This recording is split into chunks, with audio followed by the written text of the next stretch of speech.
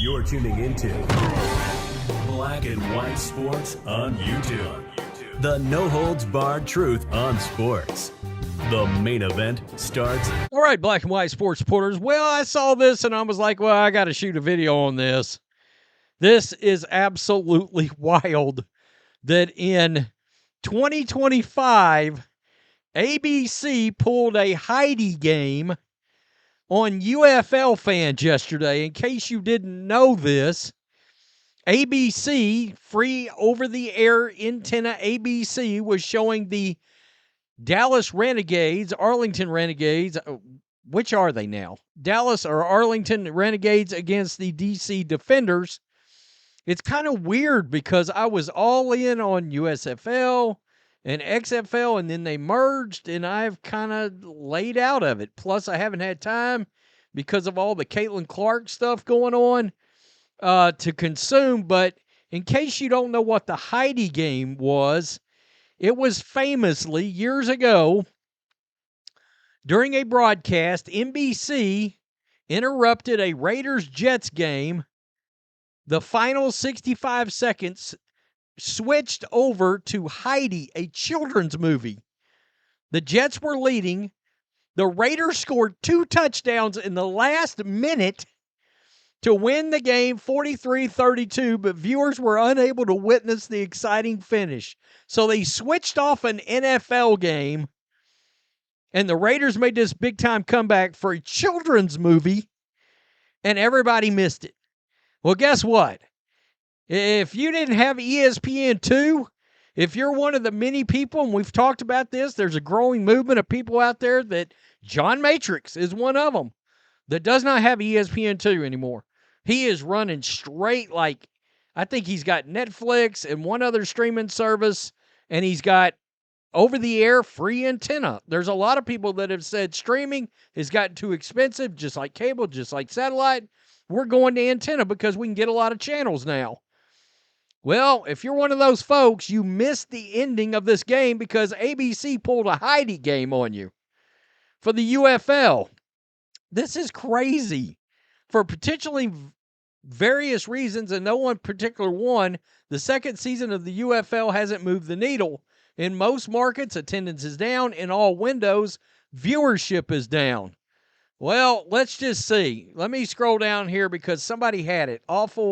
I think it was Awful Announcing actually had this. Here we go. Right here. And it sounds like Tessitore on the call. Want to let everybody know, NBA Game 7 coverage is going to start here on ABC in moments. We're going to move over to ESPN2 to wrap things up between Arlington and DC. What a game we've had. Join us over on ESPN2 for the conclusion and enjoy the Nuggets and Thunder Game 7 coming your way. By the way, it wasn't the game that was coming on. It was the NBA pregame show.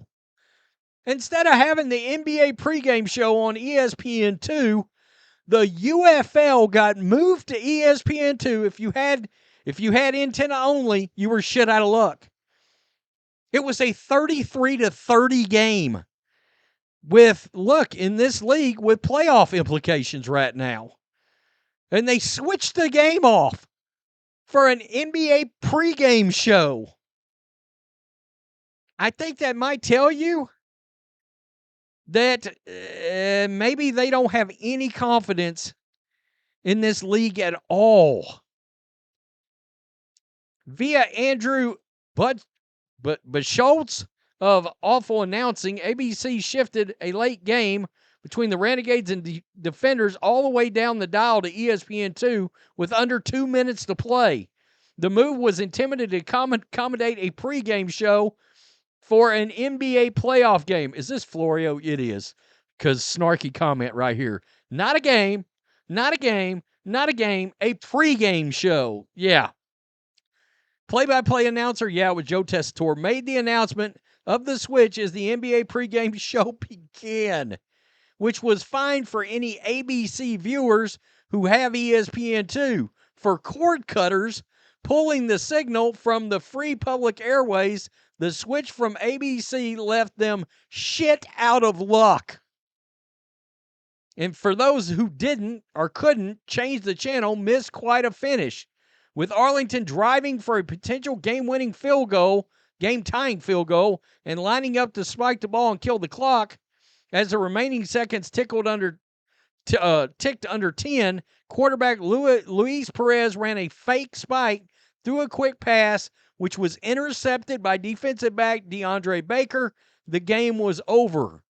The victory clinched a playoff berth for DC, and the defeat clinched a playoff berth for the St. Louis Battlehawks. On Sunday, the UFL and anyone who was watching on ABC without access to ESPN2 lost big. It's unbelievable that this happened in this day and time, that they pulled this shit. It's crazy as hell, and a lot of people were pissed and thought it was. ABC is hilarious for switching that UFL shit to NBA Countdown. I mean, that's crazy. ABC switching from UFL to pregame of NBA is ridiculous. It's a good thing the UFL game moved from ABC to ESPN2. What were the mouth breather NBA fans going to do without a pregame show telling them how to feel and think? They would have been lost. I mean, that's crazy. ABC cutting UFL and Defenders game for an NBA pregame show is embarrassing. That's kind of funny. ABC canceled the UFL game for NBA. Outrageous. Wow, that's crazy. ABC Network, how are we supposed to take the UFL seriously when you don't? The DC game had playoff implications, but you switched to NBA Countdown during a 3-point UFL game with 2 minutes left. That's crazy. I mean, that is absolutely ridiculous. What a load of shit not being able to see the Renegades Defenders game on ABC. This guy had to wait for YouTube highlights. The UFL was good, and the ABC cuts to NBC. I hope that ABC just didn't pull a Heidi on us. They did. That's a shot from the movie, which I've never seen. Wow. I just don't think the UFL's going to make it.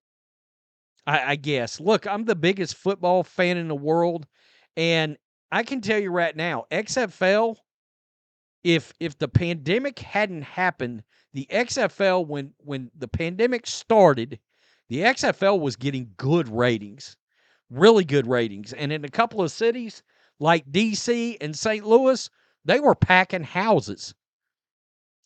But the pandemic killed the rebirth of the XFL. USFL never really caught on. And now, I love football.